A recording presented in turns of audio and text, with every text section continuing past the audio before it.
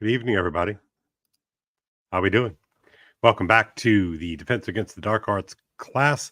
I am your professor here today, Kale Zeldin, and I am a little concerned about some tech issues. So I've asked you to comment in the chat if you can hear me okay, if there's an echo or not. My microphone had a little bit of a meltdown, so I just wanted to make sure that things are okay before I dive into our final installment. So if I could just get maybe a thumbs up or a thumbs down or a comment in the chat, I would appreciate it. Jacob says, oh, I can do this. My metaphors are not yet worthy of his eloquence, but in the future and after much training, I hope to join live and show the world what it looks like for us mortals to speak with the sage. Oh, Jacob, you are too kind. And Lynn has given me the heads up that you can hear me and there's no echo. And I'm assuming that the sound is basically fine. So, all right, without any further ado, as they say, let's dive into things. So, welcome back. I'm gonna make myself a little bit smaller so you can see my very modest slides for our final installment here. One more time, I want to thank you all for a couple of things. I want to thank you all for what's going on. Great to see you here, everybody. What do we got for numbers? Oh, 16 people. That's pretty good. All right, it's like a class, so perfect. So I want to thank you for bearing with me. I had a little bit of I had to pick up somebody from the airport yesterday. It was unavoidable, and they were coming in from across the sea, so I had to make sure I could take care of that. It was also my wife's birthday, so we had a few things going on the home front. So tonight worked a little bit better. I'm about to start my what do you call that? The school year in just a few days. So Sourdough Neil, good to see you, brother, from NOLA. Excellent. So thank you for bearing with me on this night shift. I really do appreciate it. I want to thank you just coming along with me on this experiment, this journey. As many of you know, if you follow me or if you've heard me or seen me, I'm looking to sort of figure out what I can do in this space, as the people call it. I'm not really comfortable calling it a space. I think it's more like a way. It's more like a circuit. It's more like a temporary holding space, a little bit more liminal than a space. But anyway, I really want to thank you for coming along with me as I try to work out some of these glitches. I want to thank you for your attention. I know you have plenty of things that you could do. I'm flattered that more than, gosh, now we're up to 23 people are interested in hearing what I have to say. But as I like to point out, it's not really so much about me. My role in this is to play the role of Virgil to Dante in Dante's Inferno. That is to sort of help people see more deeply, more clearly. It's really not about me. Hopefully, I can be a little bit of a Sherpa, somebody that can bring you up the mountain and help you polish your glasses so you can see more clearly into things. And then lastly, I want to thank you for trusting me with all of this. I am a teacher, and so I have read these things a number of times. I love these things. I hope that comes across in my presentation. But I really think it's important that we do this kind of work, that it's never too late. My One of my idols is Chef Gusteau from the Pixar film Ratatouille. His tagline is that everybody can cook. My tagline is everybody can read. And so many of us experience certain blocks in engaging with these old books. And so Heart of Darkness presents itself to us, I think, in something that's quite manageable. Though I think you can see I did a little bit of a bait and switch, because though it clocks in, at least in my copy, as 96 pages, you can see that it is a very thick and rich 96 pages. I was talking to someone the other day about what I was doing here, and I compared reading Heart of Darkness to eating a piece of very rich flourless chocolate cake. There's lots to savor.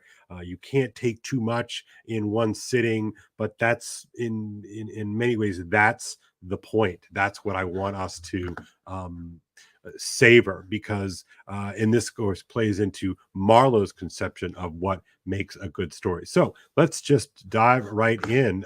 This portion, as you recall, a class or two ago, I noted that it's this book is broke. This story is broken into three parts. It's the travel to the Congo, to travel to the outer station. It's a travel into the inner station, and it's the discovery and the experience of Mr. Kurtz. So, thank you, Ups. Appreciate that.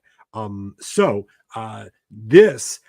almost wish that Conrad had put a little break in the action on page 87 where we pick up today's reading, because I really do think that these final 10 pages in my copy serve as a kind of coda to this part. So we've got the travel to Africa, the travel into the inner heart, the meeting, and then the return. And this return, of course, is very crucial to Marlow, the character. We have met Kurtz.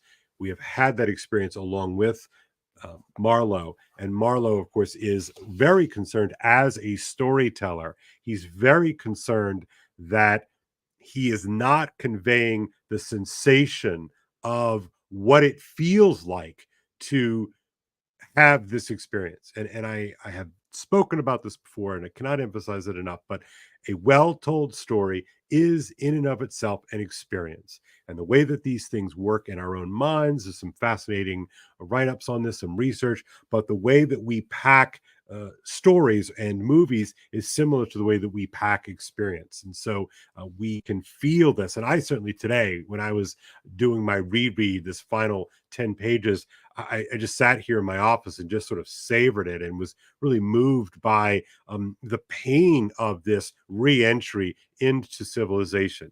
If one element of this trajectory has been into the heart of this sort of wilderness, this heart of this darkness, there is a simultaneous judgment of the very nature of civilization, and we find that. So if you remember last class, we ended on this line.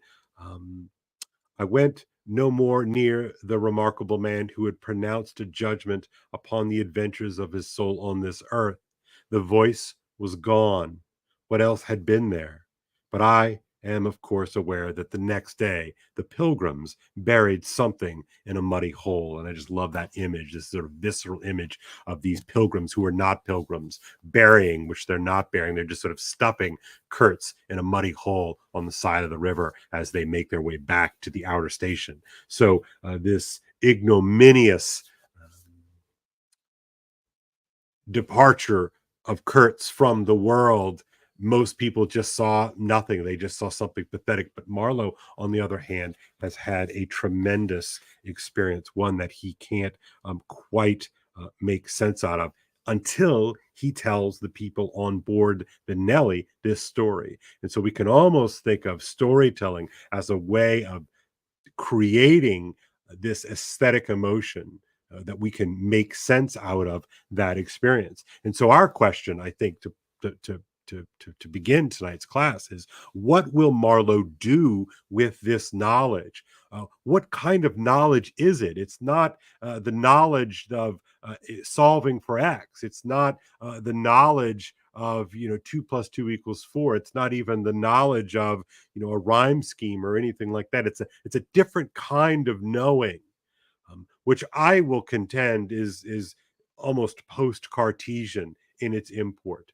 And therefore, let's jump into it. What will Marlow do with this knowledge? And then why this coda? Why didn't Marlow just end his story here? But he doesn't. He takes us back to Belgium and to Europe. But what has this experience been to him? I think for our direction, I'd like to take us back to page 8. Now, this is 4 pages into the story, let's call it. And he says this: I don't want to bother you much. This is the beginning of Marlow telling the story. And he says this. Notice that we can kind of go backwards and forwards. And, a savvy experiencer of story understands that you always have to go back to see the nature of the design, because the design is where a story reveals its purpose. He says, I don't want to bother you much with what happened to me personally. Marlow began, showing in this remark the weakness of many tellers of tales who seem so often unaware of what their audience would best like to hear. Yet, to understand the effect of it on me. Now, you see what we're doing here? We're going backwards because this is something that he's already told us. He's already prepared us to experience what he experiences in that moment when Kurtz makes his pronouncement. So he sets us up by saying, again, at the very beginning of his retelling, yet to understand the effect of it on me, you ought to know how I got out there, what I saw, how I went up that river to the place where I first met the poor chap. It was the furthest point of navigation and the culminating point of my experience. So Marlow is, in essence, saying that the meeting of Kurtz in the heart of the Congo River Basin, that meeting has been the furthest point of his navigation. And you get the very real sense that this is not just geographically. We know that Marlow has navigated the globe. He's a sailor. This is what he's been doing. But he's saying that this particular journey is the furthest point of navigation and, significantly, the culminating point of my experience. This is the single most important event in my life. This is the thing that in some strange way has made me me. And you might have one of these moments in your own life. You know, your whole life can sort of pivot on a point.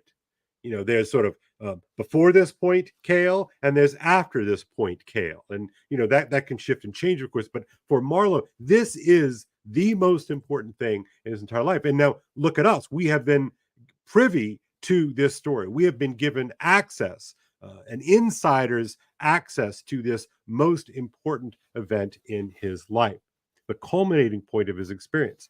Now, what kind of story is this going to be? I want to flip 2 more pages backwards to page 6. And I made a bit about this on episode 1 and 2. And I just want to remind you what's going on. Notice there's sort of a recursive quality to this work. Our narrator saying this: the yarns of seamen have an effective simplicity, the whole meaning of which lies within the shell of a cracked nut. I went here and I went here, and then I saw him, and it was great. And then we saw our buddies over there. We had a few more drinks, and then we went home.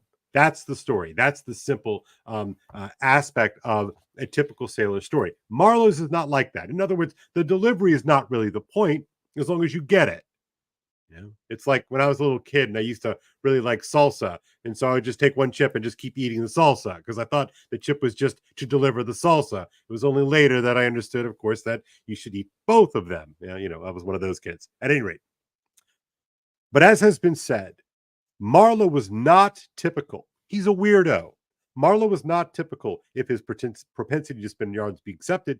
And to him, the meaning of an episode was not inside like a kernel, but outside, enveloping the tale, which brought it out only as a glow brings out a haze, in the likeness of one of these misty halos that sometimes are made visible by the spectral illumination of the moonshine. And so hopefully now that we've experienced one of Marlow's stories, we can kind of get that sense that it's not, and this might sound a little bit corny, it's not so much the destination, but it's the feel of that journey. It's the feel of the destination, right? So it's not like once you solve for X, you can just plug the 2 into the equation and voila, you're done. And you no longer need the equation because you've got X. It's more than that. It's not something we can just discard. And I think if you really gave yourself to this story, as I'm sure many of you did, you understand that this story doesn't leave you. This is one that you're going to remember, and you might not remember it perfectly, but I guarantee you, when you go back and you reread a book like this one, it really starts to open up. It really starts to bloom inside of you, and significantly, in a weird sort of way, it blooms you. It grows you. It expands your metaphors, is something we've been talking about before. Okay, so we know that this has been the culminating experience of his life, the deepest point of his navigation, and we know that the kind of story that he tells is different from the rest, and it has been a different ride. Okay, so Marlow, you know, spoiler alert, Marlow gets home. Now we know this because he's on the deck of the Nelly and he's telling us the story, but just remembers, right? So and apparently it was not a very easy voyage home. In fact, it sounds to me like he got sick too.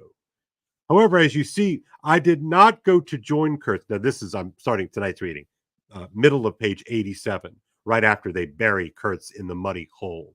Up to 54. How cool is this? All right. Um, However, as you see, I did not go to join Kurtz there in that hole.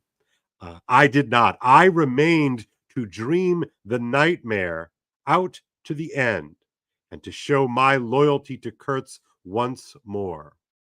Notice the nightmare. Notice earlier he was talking about the impossibility of sharing the dream sensation, and yet he's getting awfully close to it. And he has to show his loyalty to Kurtz once more. Destiny, my destiny. Droll thing life is, that mysterious arrangement of merciless logic for a futile purpose. The most you can hope from it is some knowledge of yourself that comes too late, a crop of unextinguishable regrets. My friends, like this is the very, sort of core of tragedy. In a tragedy, you come to face the truth of something that you have created, that you have somehow brought about. Regrets, I don't know about you, but to me, it's one of the most haunting of all human experiences, is to know that you could have done something differently, but you did not. I have wrestled with death, Marlow tells us. It is the most unexciting contest you can imagine. It takes place in an impalpable grayness with nothing underfoot, with nothing around, without spectators, without clamor, without glory, without the great desire of victory, without the great fear of defeat in a sickly atmosphere of tepid skepticism, without much belief in your own right, and still less in that of your adversary. Notice the repetition of without. He's been drained of all of these things, all of these illusions, all of these delusions, without. If such is the form of ultimate wisdom, then life is a greater riddle than some of us think it to be. And I love this sort of foregrounding of this idea of a riddle. Now, riddles are at the very heart of tragedy. If you recall, if you know the story of Oedipus Rex, the tragedy that Aristotle took to be the very paradigm of human tragedy, it's the ability to solve a riddle, but then to be kind of wrapped back into the curse of the riddle. That is a peculiar human reality. Um, so this riddle, it's something that doesn't make sense, something that is unclear and tricky, even if you recall the way that the role of riddle plays in, say, something like The Hobbit. I was within a hair's breadth of the last opportunity for pronouncement. So I too was about to die. And I found with humiliation that probably I would have nothing to say. This is the reason why I affirm that Kurtz was a remarkable man. He had something to say. Now, he'll use this phrase on several occasions. Kurtz is a remarkable man, because Kurtz, as he faces this final wisdom, can say something. He said it. Since I had peeped over the edge myself, I understand better the meaning of his stare that could not see the flame of the candle, but was wide enough to embrace the whole universe, piercing enough to penetrate all the hearts that beat in the darkness. He had summed up, he had judged the horror. He was a remarkable man. After all, this was the expression of some sort of belief. Now, this is an interesting paradox. This is some kind of belief that Kurtz has experienced and is given voice to. It had candor. In other words, he was honest. It had conviction. It had a vibrating note of revolt in its whisper. It had the appalling face of a glimpsed truth, the strange commingling of desire and hate. And it is not my own extremity I remember best, a vision of grayness without form, filled with physical pain and a careless contempt for the evanescence of all things. That's what I felt when I almost died. I couldn't make a pronouncement. It was mine was gray. And even of this pain itself. No, it is his extremity that I seem to have lived through. So Marlow's in this interesting experience that he too has seen death, faced death, right on the edge of death, and doesn't have anything to say. And this horrifying figure of Kurtz, this man who got himself worshipped, sacrificed to, strange midnight rites, and all the rest. Marlow is going to contend that he is a remarkable man. And so there's like a little bit of a mystery here. It's like it's that expression, not that I approve of it, but I'm kind of impressed. Like that's sort of the feeling that we get here. True, he had made that last stride. He had stepped over the edge, while I had been permitted to draw back my hesitating foot. I'm a wuss. He was the real deal. And perhaps in this is the whole difference. Perhaps all wisdom and all truth and all sincerity are just compressed into that inappreciable moment of time in which we step over the threshold of the invisible. This is so you're talking about that thin veil that separates the physical and the spiritual. And he says that Kurtz has boldly stepped out of that somehow. A remarkable pronouncement. I'm not really sure what to make of it other than he simply had something to say. All right. So Marlow, there he is. There's Marlow's crazy return. Look at those eyes. It's that's real right there. That's real right there. Marlow returns to face Europe.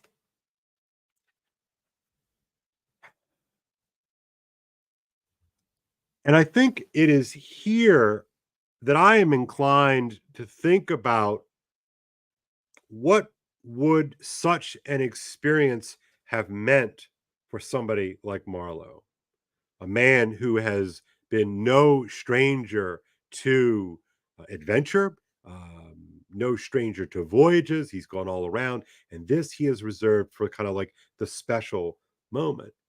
And he's not okay when he returns to Belgium in particular. And here I'm reminded, the note invokes this Gulliver. If you're familiar with Gulliver in Gulliver's Travels, at the end of his voyages, he is simply unable to be a normie, for lack of a better. He's too experienced. His experience has taken him outside of the realm of what passes for normal, and he is irrevocably changed and altered by his experiences. Another story that I'm reminded of, and maybe you can put some examples of this in the chat if you'd like, but I keep thinking of Rhyme of the Ancient Mariner. And if you're familiar with that poem, you should read it. It's something you can read in a sitting, a concentrated 25-30 minute sitting. But the mariner has this strange and freaky experience, and he comes home, and after this crazy experience, he sees death, he sees all kinds of things. He's the the cause in many respects of the tragedy. But when he returns, he is fated to roam the earth looking for the right person to tell the story to. And so we have this kind of archetype of the crazy storyteller. And I like this motif because this crazy storyteller, the ancient mariner, Marlow, now here, Gulliver, in certain respects, Raphael Hithloday from More's Utopia. It's these figures that go out into the beyond, and upon their return, they recognize that their experience has made them unable to be a member of their original home, their original society. And so I want us to think about these figures, especially Marlow here, as a kind of experiencer.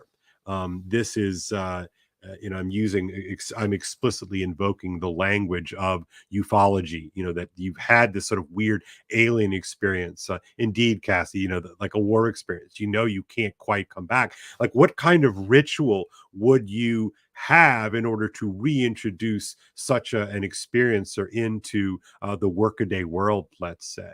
And, you know, certain societies had actual rituals to do this kind of work.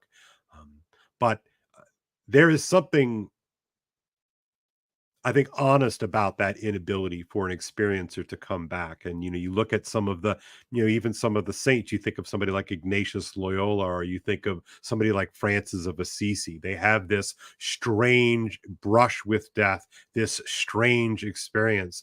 And when they return, they can't just sign up for a 9 to 5 job, get a W-2, have 2.2 children and do the thing. They can't do it. And that seems to be part of wisdom. And maybe that's sort of my sort of voodoo that I've cast on you all, is that when you begin to have these kinds of experiences, there's always a little part of you that is just no longer normal. Now, I think that that's basically good. Sorry, not sorry. I think that one of our purposes in life is to sort of build out our perceptions of things, and it's very important to recognize, for instance, like Hamlet, that something is rotten in Denmark. So enough of that. Let's get into what is it like when Marlow returns to Belgium, with the bulging eyes right there. All right.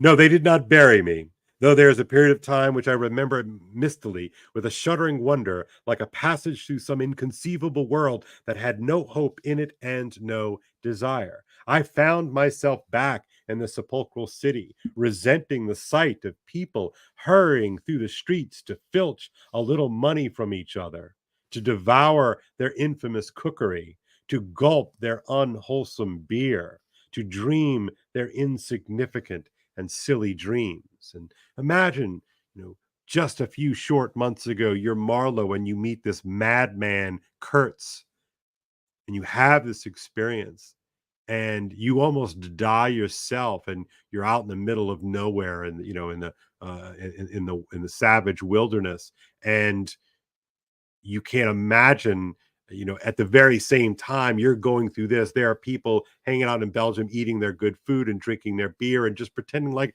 life is totally normal. And in some weird sort of way, the normal life is built upon the horrors that happen out in the hinterlands, right? So there's a sort of a hypocrisy here that is being pointed to. Yeah, Cassie. Yeah, Ops. I think that's exactly right. In fact, just a side note. Sorry, I'm paying attention to the chat. I don't know if this is a good thing or not, but in the chat, Ops and Cassie talk about a war experience, and then the wasteland. And T.S. Eliot is really an important figure for a variety of different reasons, but he loved Conrad, and in fact, he uses a couple of Conrad images and lines famously in some of his poems. The Mr. Kurtz He Dead, also the Hollow Men. So a lot, Eliot very much saw in Conrad a kind of father, sort of a literary father figure, that the kind of meaning crisis that Eliot goes through in the late teens and early 20s that birthed the wasteland. It's almost as if Conrad predicted that. And I do think that Conrad is thoroughly prophetic in this work. I think he recognizes that World War I will come and sort of make it official, but these things exist prior. The horrors that we are capable of are being made manifest prior to the Great War, for sure. So he goes back and people are, running to and fro, and they're stealing money from each other, and they're doing sort of all the normal things that people do, and he just can't see it. They dream their insignificant and silly dreams. They trespassed upon my thoughts. They were intruders whose knowledge of life was to me an irritating pretense, because I felt so sure they could not possibly know the things I knew. Pause on that for a minute. They could not possibly know the things I No. No, what is that exactly? The horror, the horror? You know, what what does Marlowe know? Is it self-knowledge? Is it the sort of the depravity of the world? Maybe it's all of those things. But he has seen something that we normies don't see. I wake up tomorrow morning and I scurry off to breakfast and prepare my class and run into some high school students and talk about what they're going to be doing in practice later on or whatever it is. Like, how could I possibly comprehend what Marlowe has experienced in the heart of the Congo? So, knowledge then becomes it, the centerpiece here. Not knowledge in that kind of Cartesian, I know this thing rationally and abstractly, but to sort of know something bodily, that it changes you in all of this. Their bearing, he's talking about the normies in Belgium, their bearing, which was simply the bearing of commonplace individuals going about their business in the assurance of perfect safety, was offensive to me. Like the outrageous flauntings of folly in the face of danger, it is unable to comprehend. They're children, right? You might say. They don't understand. I had no particular desire to enlighten them, but I had some difficulty in restraining myself from laughing in their faces, so full of stupid importance. I dare say I was not well at that time. I dare say I was not well at that time. Okay. And I think we're in this sort of interesting position that we have experienced the journey with Marlowe. And so we sort of know. But if we flip Chelsea, I mean, what would this look like to just watch Marlowe back in Belgium? Well, you would think he was a madman and he's probably on one, two, or three different narcotics at any given moment. And it's probably best for to lock this guy away, walking up to somebody and laughing in their face. Who's the joke on, right? And so there's this flip, even though our sympathies naturally lie with Marlowe because we've walked with him on this journey. Yeah, that's right, Afriel. That's right.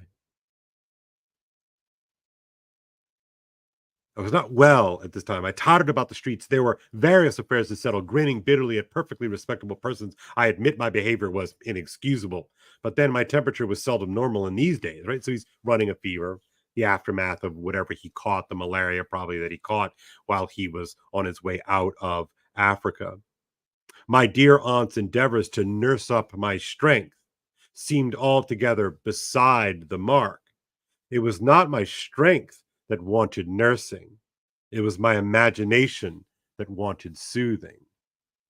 And so we can invoke here, I think, fairly and without being corny, trauma, right? That this is the experience is not merely physical, but it's those strange hauntings of your imagination. You can't get it out of your head.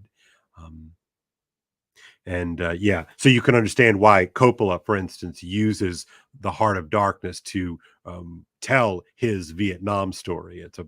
If you have not seen the film, it is very much worth your time. It's one of those instances of real genius in which you take the basics of the story and put it in a slightly different arena, and then the story kind of reopens up for you. It's really spectacular, really wonderful. But the changes, as we know from that earlier doctor's appointment. Remember the doctor who's sort of measuring the head with calipers, and Marlowe sort of quips like, "Oh, what are you gonna measure me when I get back?" He's like, "Oh no, I never really see people when they get back." Ominous note number 573. And he says, of course, significantly, the changes mostly take place on the inside, don't you know? And that's another one of those sort of echoing sentiments throughout this piece. And so now he's here and he's not very well. The changes are not physical, but it's his imagination. And so, what does, for us, we might even say, what does reading a book like this, experiencing a harrowing journey like this, what does that do to our imagination? How does that change and alter us? Because clearly, Marlowe is irrevocably different in this experience. And so then In a series of succession, we meet, I think, 3 or 4 people. We meet the official from the company who sort of wants to, well, what kind of trade secrets, what kind of secret lands did he come and what did he figure out? I need to know that, these are trade secrets. And Marlow's like, no, I'm not giving you any of this stuff because it has no bearing on this. He says, I assured him Mr. Kurtz's knowledge, however extensive, and this is pure Marlovian irony. I love it so much. I assured him Mr. Kurtz's knowledge, however extensive, there's knowledge again, however extensive, did not bear upon the problems of commerce or administration. He invokes the name of science, right? So that it's not like the knowledge that Mr. Kurtz experienced was not something that could be leveraged by a company. It was not commerce or administration. And of course, he tries to give him the suppression of savage customs, but he wants nothing of it. And he says, I know you're hiding something. And he sort of threatens legal. Ron, you're never late for class. You're always right on time, man. So anyway, he was, and so then the next person is Kurtz's cousin.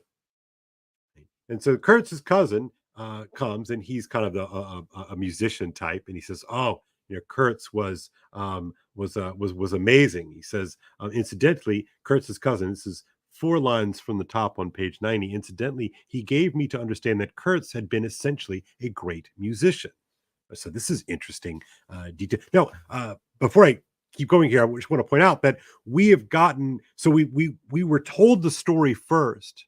And then we are greeted or granted or given the backstory after the fact. And so why? Why is he telling us this backwards? Now, you could argue maybe it's because he finds out afterwards. And so he's recreating that experience for us. But maybe there's something else going on there too. So he's a great musician. There was the making of an immense success, said the man, who was an organist, I believe, with lank gray hair flowing over a greasy coat collar. I had no reason to doubt his statement, and to this day, I am unable to say what was Mr. Kurtz's profession, whether he had ever had any, which was the greatest of his talents. I had taken him for a painter who wrote for the papers, or else for a journalist who could paint, but even the cousin who took snuff directly in the interview could not tell me what he had been exactly. He was a universal genius. So Kurtz is like special. Fantastic. On that point, I agreed with the old chap. Ultimately, now the next guy is a journalist. Ultimately, a journalist anxious to know something of the fate of his dear colleague turned up. So again, like, what is Kurtz? Is he a painter? Is he a writer? Is he an administrator? Is he a journalist? What is he?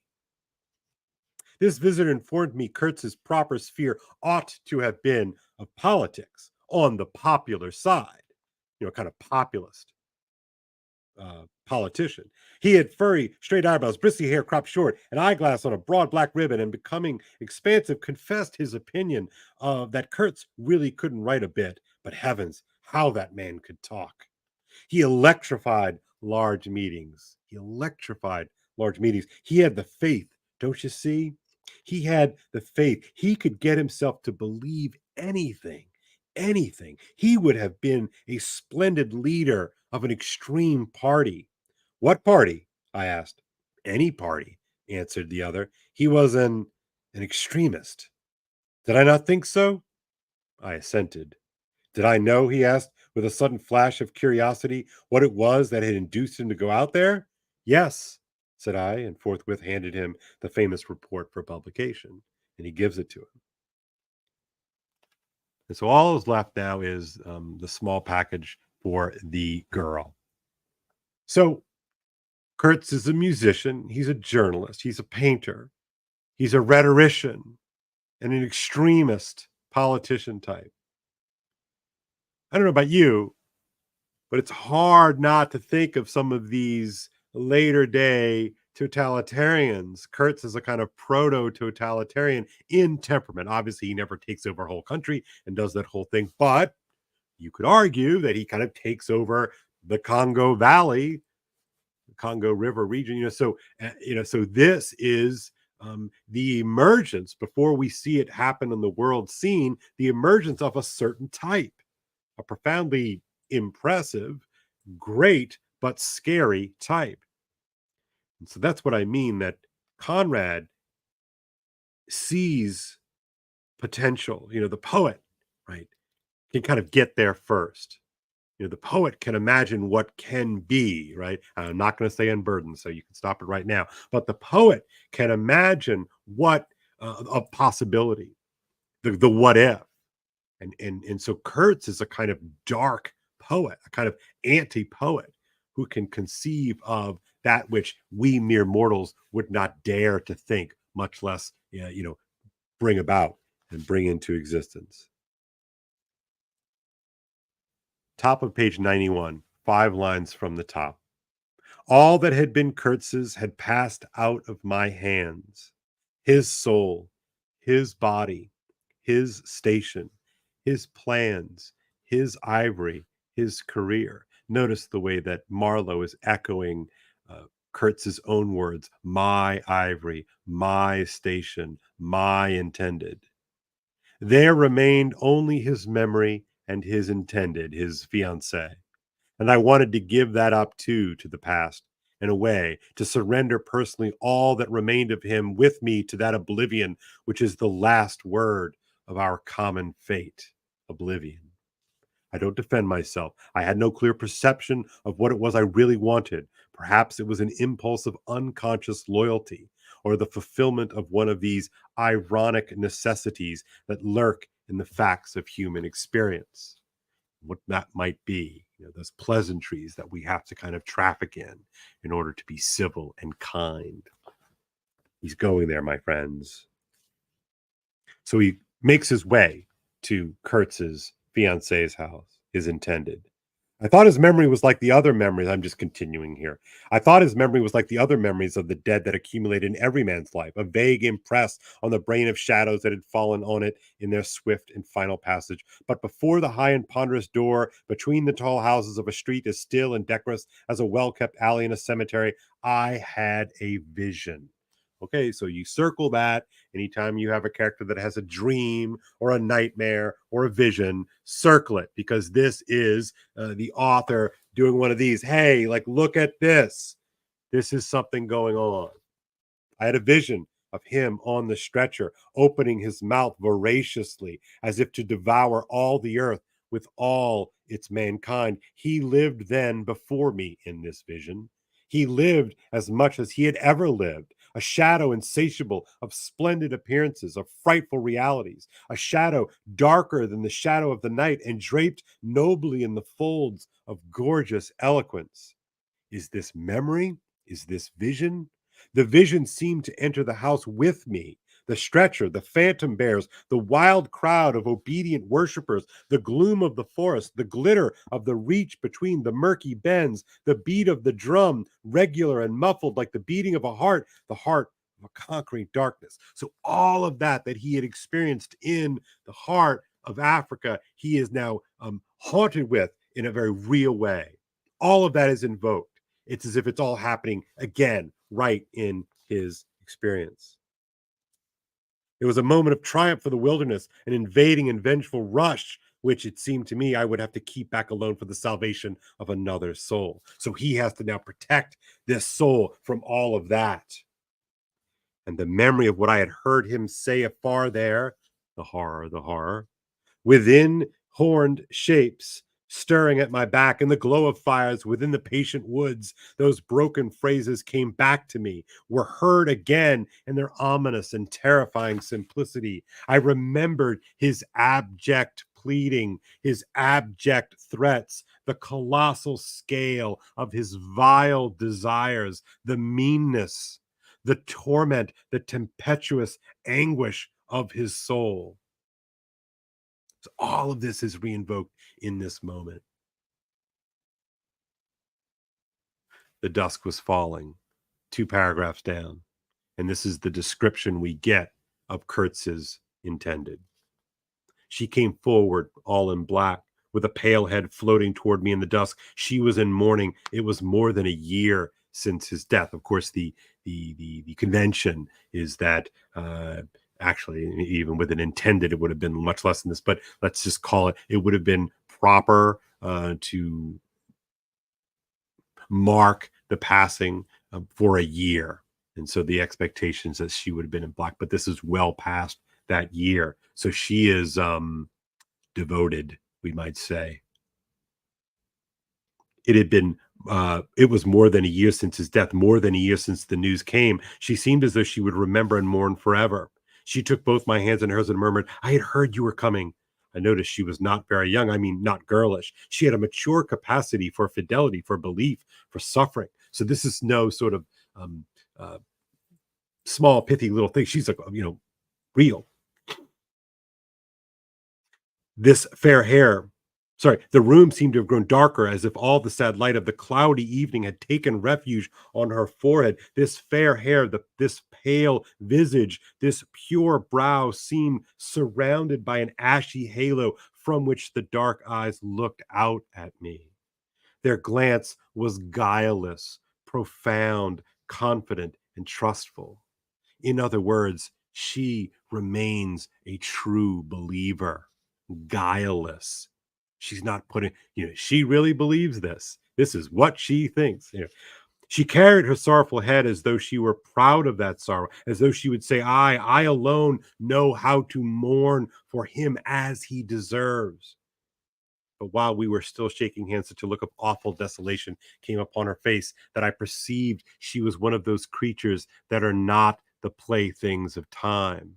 For her, he had died only yesterday. And then you knew him well, and oh well, and Marlow's kind of like, yeah, intimacy happens pretty quickly out there. He says, and you admired him? She said, this is the middle of page 93. And you admired him? She said, it was impossible to know him and not to admire him, was it? He was a remarkable man. Notice he's using that language from before. He was a remarkable man, I said unsteadily. Notice it's a non-committal word there. Then before the appealing fixity of her gaze that seemed to watch for more words on my lips, I went on, it was impossible not to love him, she finished eagerly, silencing me into an appalled dumbness. How true, how true. But when you think that no one knew him so well as I had all his noble confidence. I knew him best. And of course, you're Marlow. You have to imagine, you're Marlow. You're back here and you sort of have had some trouble reintegrating back into society. And you meet this beautiful, stunning, devoted woman who has no idea. Awful, awful, awful, awful. You knew him best, I repeated. Lie. And perhaps she did. But with every word spoken, the room was growing darker, and only her forehead, smooth and white, remained illumined by the unextinguishable light of belief and love. You were his friend, she went on. His friend, she repeated a little louder. You must have been, if he had given you this and sent you to me, I feel I could speak to you. And oh, I must speak to you. I want you. Now, this is the intended speaking to Marlow. I want you who have heard his last words, to know I have been worthy of him. It is not pride. Yes, I am proud to know I understood him better than anyone on earth. He told me so himself. And since his mother died, I have no one to. I listened, and the darkness deepened. So she wants to express to a fellow believer that she is as devoted to their God as any of the other pilgrims, as any of the other devotees, as any of the other congregants to the Church of Kurtz. Marlow is not ready for this added bit.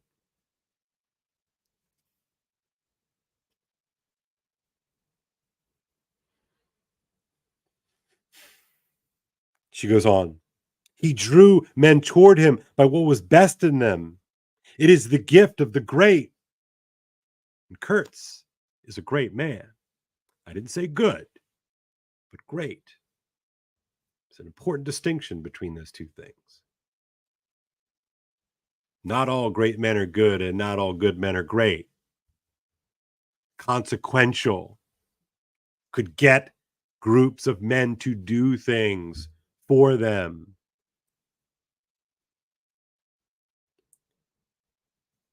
But you have heard him. You know, she cried. Again, notice the knowing bit. But you heard him. You know. Yes, I know, I said with something like despair in my heart, but bowing my head before the faith that was in her, before that great and saving illusion that shone with an unearthly glow in the darkness, in the triumphant darkness from which I could not have defended her, from which I could not even defend myself. What a loss to me, to us. She corrected herself with beautiful generosity, then added in a murmur, to the world. By the last gleams of twilight, I could see the glitter of her eyes, full of tears that would not fall. I have been very happy, very fortunate, very proud, she went on. Too fortunate, too happy for a little while, and now I am unhappy for life. And you're going to have to indulge me. I need to read this page because it's beautiful. And then we will open it up for questions. I know I ran a little bit long, but some of this stuff is just too much to savor. You don't want to skip it. She stood up. Her fair hair seemed to catch all the remaining light in the glimmer of gold. I rose too. And all of this, she went on mournfully, of all of his promise and all of his greatness, of his generous mind, of his noble heart, nothing remains, nothing but a memory. You and I, we shall always remember him, I said hastily. No, she cried, it is impossible that all this should be lost, that such a life should be sacrificed to leave nothing but sorrow. You know what vast plans he had. I knew of them too. I could not perhaps understand, but others knew of them. Something must remain. His words, at least, have not died. His words will remain. Now, look at the double irony of that. His words that she has heard, clearly he has the gift of gab, but the words that Marlow is talking about, the horror, the horror. Those words, you and I knew it probably before you even read this book. That's how much of a meme it has become in the popular imaginary. His words will remain, I said. And his example, she whispered to herself. Men looked up to him. His goodness shone in every act. His example. And of course, this is the point where you're like, stop, stop. How painful is this for Marlow? What does he say he hates and detests? The lie. And here he is, letting her do it. What is he supposed to say? True, I said. His example, too. Yes, his example. I forgot that. But I do not. I cannot. I cannot believe, not yet. I cannot believe that I shall never see him again, that nobody will see him again. Never, never, never. She put out her arms as if after a retreating figure, stretching them black and with clasped pale hands across the fading narrow sheen of the window. Never see him. I saw him clearly enough then. I shall see this eloquent phantom as long as I live, and I shall see her too, a tragic and familiar shade, resembling in this gesture another one, tragic also, and bedecked with powerless charms, stretching bare brown arms over the glitter of the infernal stream, the stream of darkness. Notice the invocation of the witch woman, twinned here in eternity with this intended in Belgium, both trying to cast spells to confound against the darkness, but unable to stop it. He died, she said suddenly. He died as he lived. His end, said I, with dull anger stirring in me, was in every way worthy of his life. These are the kind of pleasantries, of course, you say at a wake, right? Or a funeral. I'm so sorry for your loss. He was great. But Marlowe was like, this is way more complicated. Way more complicated. His end, said I, with dull anger stirring in me, was in every way worthy of his life. And I was not with him, she murmured. My anger subsided before the feeling of infinite pity. Everything that could be done, I mumbled.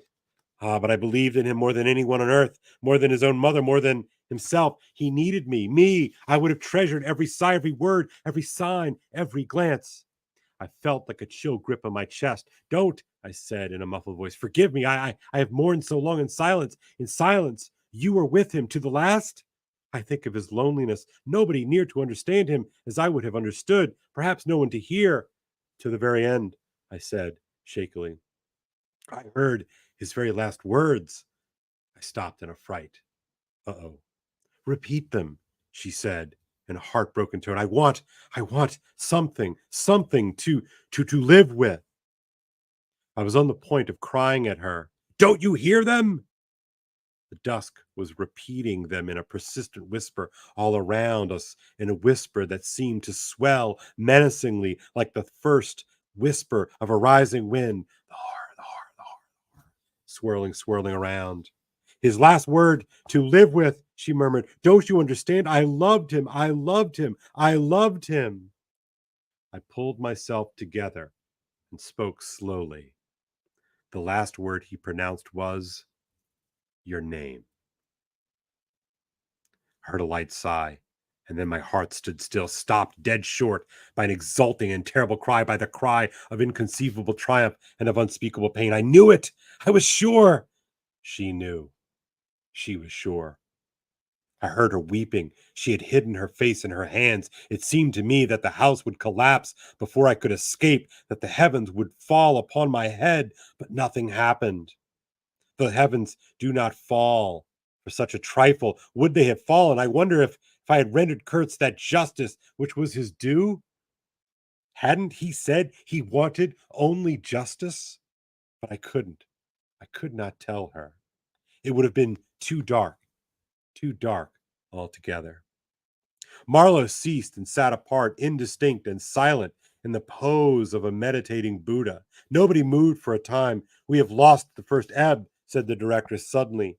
I raised my head. The offing was barred by a black bank of clouds, and the tranquil waterway leading to the uttermost ends of the earth flowed somber under an overcast sky, seemed to lead into the heart of an immense darkness. So that, my friends, is an experience. Was it inconclusive? Does it make sense?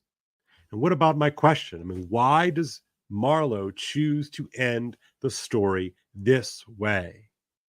Remember, it's an experience of meeting Kurtz, but this whole thing has been the experience, the culminating experience of his life. So I joked, not really joked, but I used to say in the last classes, what do we see and what do we hear? And we can ask then the same question. What did Marlow see and what did Marlow hear? What has that been? So I am going to grab this 1 second. I'm going to go back to this. Okay. And I'm going to put the link in. I think I go over to YouTube and put it here. I put it in the chat. If you want to come on and ask a question, I'll stop sharing that. 1 second, sorry. And or just you can pose a question in the chat if you'd like, but I'd love to, I don't know, see somebody. It'd be nice. Feeling kind of lonely in here, if not a little worked up. All right, let me scroll them. Okay, let's see.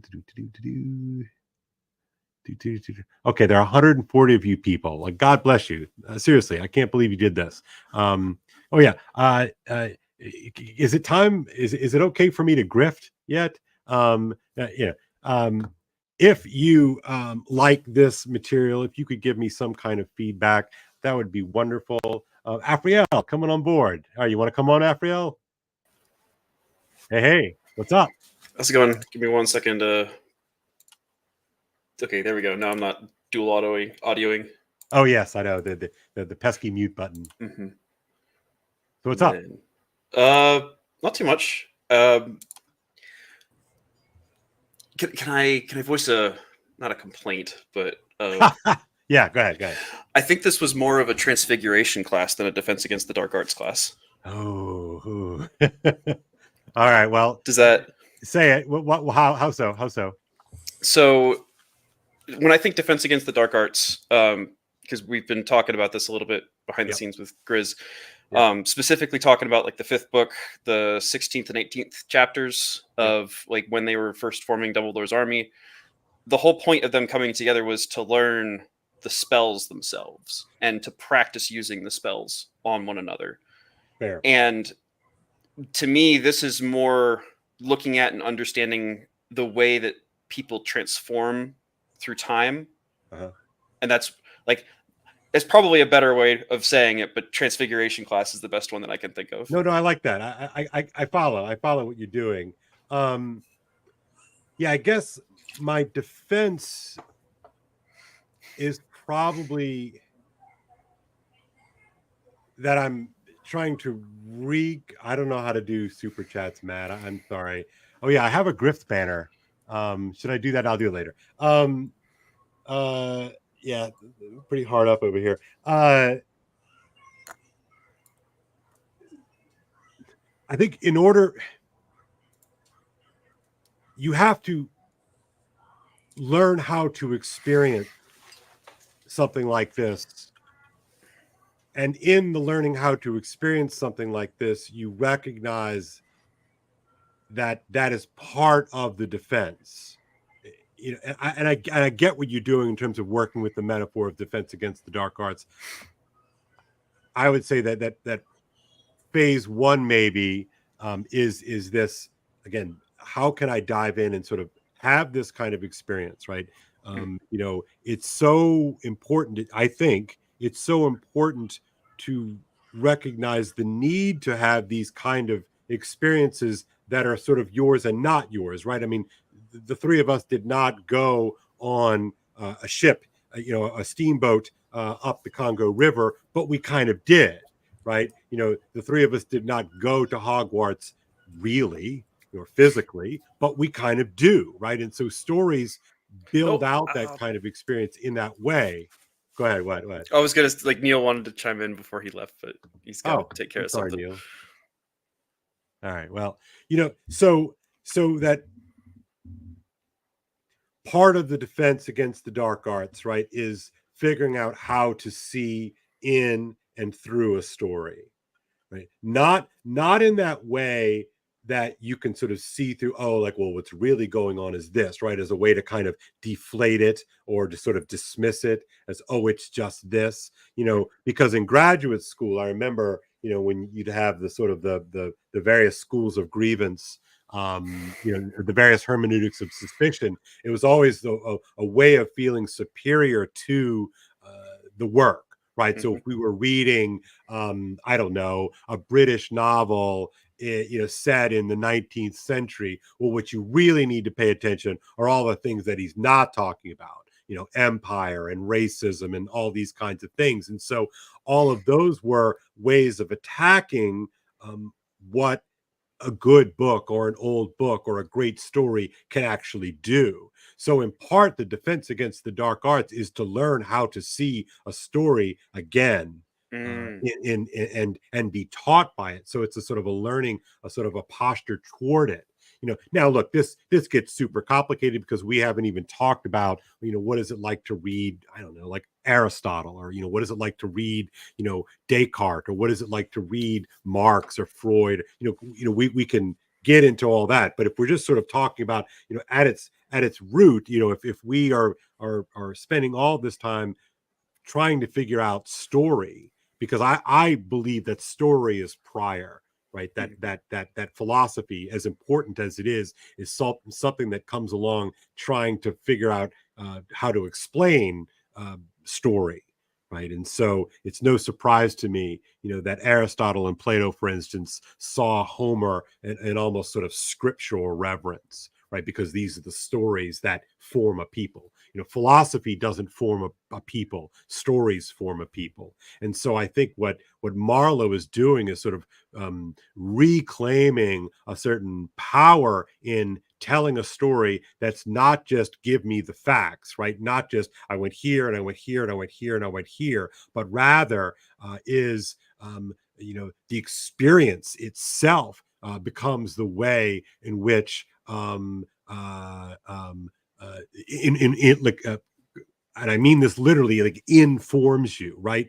Information forms you in this sort of way, and the particular information of a story is that it allows you to play, right? Yep. Well, and specifically the way that I differentiate between data and information is that data is the sort of like facts of something, but just the raw stuff. whereas information is how do you then take that data and process it into something that is usable for making decisions. And I think that Right, kind of right, fits in right. with, It's leverageable. That's right. Yeah, I get yep. that. I get that. That's right. That's right. And That's and that fits in with like informing, right? You're forming the person to be able to make decisions that are going to be helpful and healthy for them in the world that they inhabit. yeah. Because there's a lot of times where people will intentionally try and make people more into suckers than they already are coming into the world. Yeah, yeah. So if you remember, like when he goes back to Belgium, one of the sort of the great monetary fiscal capitals of Europe, the model is essentially an extraction model, right? And so when he goes back, like he's seen the extraction model at its core, right? And he can't You live can't with unsee that it. picture. He can't, right? Yeah. It's like once you have that experience, you can't do it anymore, right? And so yeah, it's you know and I don't think I don't think it's like an indictment of markets as such. I think it's much more complicated than that. But there's something about what happens to a people when they become unmoored from the real. Maybe that's what he experiences. Well, I don't think it's necessarily unmoored from the real. But when you see things as things to be taken for your own benefit rather than seeing the things that you're engaging with as independent entities unto themselves Okay. for you to engage with and trade with in a way that benefits both of you, right? I Right. I, I Right. was Right. going Right. back over something recently, and the idea that I came across was the difference between I and it, where you have Yeah. the difference between, Yeah. am I engaging with another conscious being, or am I engaging with something that is merely a tool for me to utilize or an obstacle for me to overcome? That's right. That's exactly right. And the sort of the great cry at the beginning of this book about pity, science, and progress, right? This is a world which has leveraged the power of turning I not into a thou, but an it, as you point out, right? That Yep. is, in this extreme power that can be leveraged, can be extracted in doing that. And I think that is, I think this book is a pretty radical critique of sort of enlightenment liberalism in that way. I get a little frustrated with a lot of people sort of get hung up, not hung up, that's unfair, because of the colonial angle, which is clearly there, but I think it's much more profound than that. I think it's a much more profound indictment on well, as I say in that tweet thread that I have pinned on my Twitter, that this is an indictment of ultimately it's an indictment of liberalism and what the sort of the dehumanizing effects of liberalism's seemingly insatiable ability to turn everything into standing reserve. You know, Well, and it shows because most people only see the nice, happy facade yeah, that liberalism likes to paint over things, and they don't understand that not necessarily that this has to undergird liberalism, but yeah, that what oftentimes ends up happening is somebody takes things to somewhat logical conclusions within their own frame of reference, and it produces horrifying results. yeah, yeah, and you know, well, what did you make of Kurtz? I mean, like he's a universal genius. All Mhm. of Europe has conspired to make Kurtz. He's clearly a prototype for the sort of the 20th century. He's an Giant. Ubermensch. Mhm. Yeah, absolutely. But what does he use that power for? And what is guiding him and how he ought to use that power? Yeah, yeah, Because if yeah, there's nothing, if there's no higher calling, if there's nothing greater than myself, then why would I not simply use the power that is available to me to yeah, increase my own yeah, power? yeah. As he says, you can do anything in this country. Mhm. Anything in this country. Who's Yep. going to stop me? And yeah, and Marlow even turns to the people on the deck, if you recall, and says, "What do you guys know of restraint? You've got the butcher on the corner and the police officer over there. They're all keeping you in check. You've never been tested. You don't know what this thing is. And there's a real truth to that. What do I know about the heart of darkness? As I wake up in my manicured campus and go about with my well-dressed students and all, you can sort of do this all day long. Yes, but you've at least taken the time and the effort to contemplate it, and you're trying to encourage others to do the same. There's a lot of people who just are blissfully ignorant of all of it and are just going about their lives and not necessarily oriented towards anything positive or negative, just simply reacting to the stimuli that are being provided to them without really engaging in deep conscious thought. Right. Because, what does it mean to be human? Right. And what is it for? Mm-hmm. Right. And it's as if, Kurtz, having left Europe, the comfortable confines of Europe, goes to Africa to raise a little money. He's a little short in capital so he can get married to his intended, and since he's never really confronted these questions in any way, he's never even, been challenged to answer these kinds of questions. He goes and finds out real quick, that if you have not thought about what you're capable of prior to being tested, then you're probably going to fail. Well, I don't know if that's necessarily the case. Okay, because I don't know. It's one of those things that it's always been a struggle for me and I guess the best way I can think of to say it is like who receives grace, right? Because I don't think it's definitely helpful to have positive examples in your life of who to model, and then also some understanding of what it's like to be crushed under the boot. And if you pair those two things together, a lot of times what happens is you start to get, and I'm speaking a little bit from personal experience here, you get tempted into doing those sorts of subjecting other people to that sort of a thing. Yeah. And then you take a step back and you say, oh, that's in me. Yeah. I shouldn't be doing that. And that point, that's when I think the kind of choice gets made of, am I going to move off of that path and choose the difficult but straight and narrow path? Yeah. Or am I going to, I don't know if the right way of phrasing it, but to veer off into evil, I guess. Yeah, well, absolutely. And I think that even having that as a sort of potential placeholder is so important. Mm-hmm.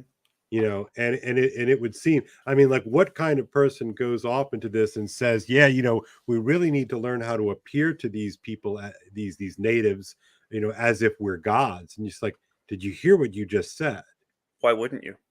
Well, yeah, why wouldn't that's I think the better question is like, what causes someone to choose to follow that straight and narrow path? Because if you come into the Congo with all of this technology, with all of this power, they are going to see you as gods. Yeah. Like, there's no avoiding that unless you intentionally say, no, that is not what we are. Right. And then if you have that huge disparity, and not just a disparity in terms of technology, but a disparity, I think, in large part of psychotechnology. Yeah, right? That's right. Yeah, that's right. You know how to think about things in ways that they don't know how to think about things, that allow you to dominate them if you choose to. So what are you going to and what are you going to do? Are you good? Because if they don't have the level of maturity that they need to, and you teach them the tools that you have acquired that enable you to potentially dominate them, they could very easily take those tools and choose to dominate their neighbors with them behind your back. So do you think that the natives, the army that Kurtz had, his devotees, his religious, do you think that those people were victims, or were they sort of part of it? Yes.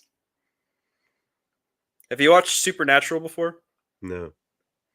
So there's one scene in particular where Dean's has gotten pulled down to hell, and while he's there, he gets tortured and tortured and tortured, and as they're torturing him, they say, "You're on the rack, but if you start to torture somebody else for us, we'll take you off the rack." Right.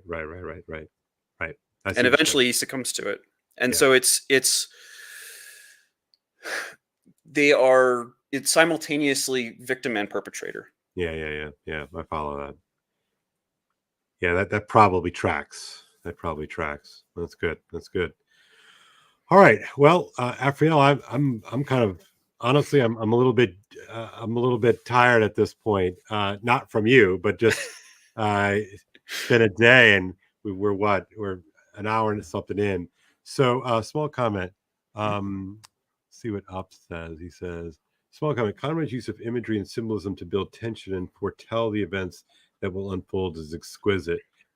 Yeah, you I wasn't lying. I was here in my office today, just doing the reading and preparing myself, and it's exquisite. I mean, it's an experience, and there's something about, I don't know what you think about this, Raphael, but there's something about, I could certainly see this as a movie. I'm not shocked that but there's something about making you, the reader,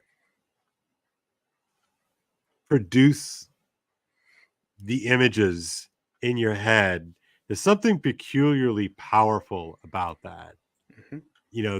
That because when I'm watching a movie, I can always kind of say, well, that's how they saw it, something like that. But when you're making the movie yourself in your own head, it's like you're complicit. It's like you're complicit in that which is going to haunt your own imagination. Yep. It's really interesting. So Cassie, she wants to know this. The painting is still, yes, the painting is still very interesting to me. Is this a confession on the part of Kurtz? Is it an unconscious bubbling up of something true that he himself can't see? What do you think? I'm not sure. Yeah, I mean, but what we do know, that not only is this an indication of Kurtz's sort of expansive universal genius, he's multi-talented and all that, but he is no crazy person, right? And I think that I really haven't spent that much time talking about that part of it. It's really important. I think Marlow is very clear that he's not crazy. The way that you could say, oh, well, poor guy lost his mind. Like, he's not crazy. And he's not going to give you that sort of easy out by saying, well, give him the proper medication and, he would be fine. And I think that there's such a temptation to play that game, that, to sort of medicalize the situation. But I don't know. Is potassium cyanide a medication? I don't know. Fair enough. That was a little dark. No, that's right. That's right. All right. Well, Afriel, thank you so much. Thank you for having me on. I'm gonna, yeah, indeed. We'll see you next time. All right, everybody. So I am going to sign off here. I didn't have the gumption to grift. I was going to leave a link for tips and all that kind of stuff. I didn't charge for this class, largely because I didn't want to charge you for something that I didn't know how it was going to go.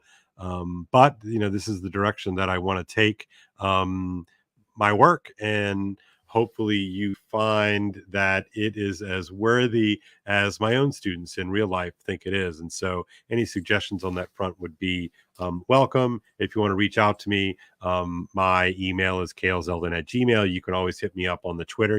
Everybody knows how much I love the Twitter, so you can DM me there. And until then, everybody take care, read old books. As Vervaeke says, wisdom is not optional, and I think he is absolutely correct. So until then, God bless you all, and good night. Cheers.